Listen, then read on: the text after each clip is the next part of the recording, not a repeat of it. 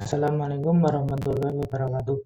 Perkenalkan, nama saya Safi Muafak dengan NIM 235338339 dari kelas Prosus DI. Di sini saya akan mempresentasikan proyek mata kuliah pengenalan pola dengan judul Clustering Persebaran Penyakit DBD berdasarkan data wilayah di Jawa Timur menggunakan algoritma K-means. Untuk rumusan masalah, bagaimana cara mengelompokkan wilayah-wilayah di Jawa Timur berdasarkan jumlah kasus demam berdarah, kepadatan penduduk, curah hujan, dan kebersihan lingkungan menggunakan algoritma K-means untuk membantu Dinas Kesehatan dalam membuat strategi pencegahan. Untuk tujuan proyek, mengelompokkan wilayah berdasarkan tingkat risiko penyakit demam berdarah, memberikan gambaran wilayah mana saja yang membutuhkan intervensi lebih cepat, menyediakan visualisasi untuk mendukung keputusan Dinas Kesehatan, identifikasi data, sumber data publik. Data kasus DBD bisa ditemukan di data.go.id. Misalnya untuk kasus DBD per provinsi atau kabupaten. Untuk data kepadatan penduduk bisa dilihat dari dbs.go.id. Untuk data curah hujan sendiri bisa dilihat langsung dari data bmkg.go.id. Di sini saya akan menggunakan 20 data. Untuk variabelnya, input jumlah kasus DBD tahun 2023 di Provinsi Jawa Timur, entah itu kabupaten ataupun kota. Kepadatan penduduk jiwa per kilometer persegi. Rata-rata curah hujan tahunan mm. Outputnya kelompok risiko klaster 1 yaitu rendah, klaster 2 yaitu sedang, klaster 3 yaitu tinggi. Algoritma yang digunakan yaitu K-means clustering untuk mengelompokkan data ke dalam beberapa klaster berdasarkan kemiripan fitur input. Untuk metode evaluasinya, visualisasi klaster menggunakan scatterplot 2D ataupun 3D.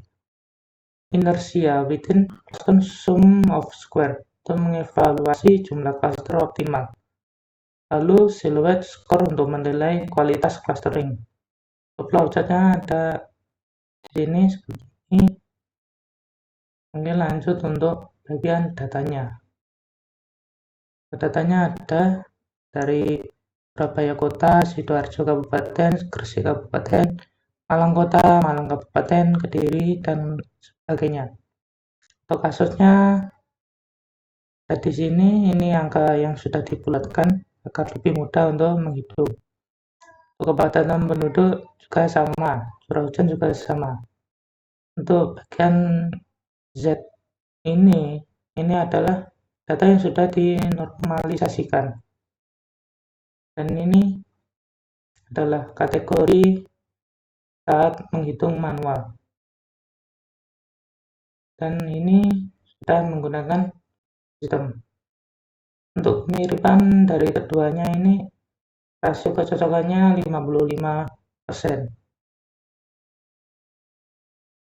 Lanjut untuk bagian coding. Di sini saya menggunakan MATLAB R2015A.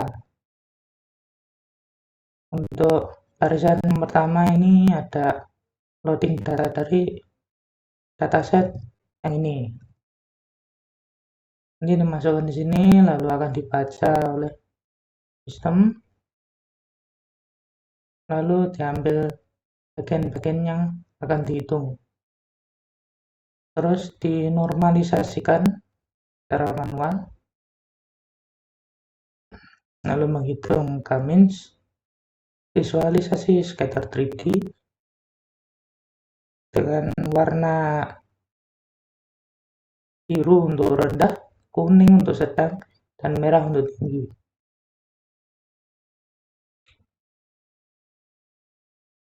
Lalu di sini ada label agar memudahkan. Lalu di sini ada visualisasi silhouette.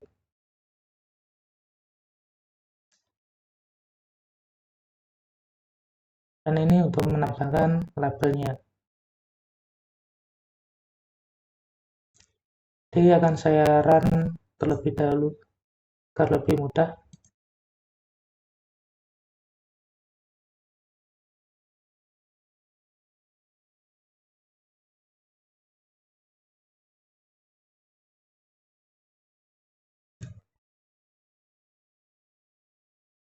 Nah, di sini muncul untuk silhouette plot, dan di sini juga sudah muncul untuk clustering.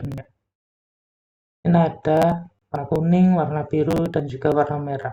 Warna merah ini tinggi, sedangkan kuning ini sedang, dan biru ini rendah. Dan bagian Y-nya ini merupakan kepadatan penduduk, sedangkan X-nya kasus DPD. Untuk silhouette plot sendiri, semakin clusternya ini mendekati angka 1, berarti itu nilainya true. Semakin jauh maka bisa diragukan.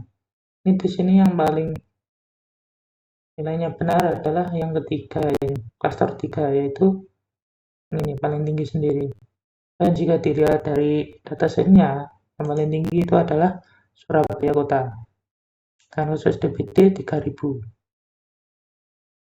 Lanjut di sini, ini adalah silhouette value, ini ada cluster. Jadi mungkin seperti itu dulu saja untuk presentasi kali ini. Mohon maaf jika ada kesalahan kata. Assalamualaikum warahmatullahi wabarakatuh.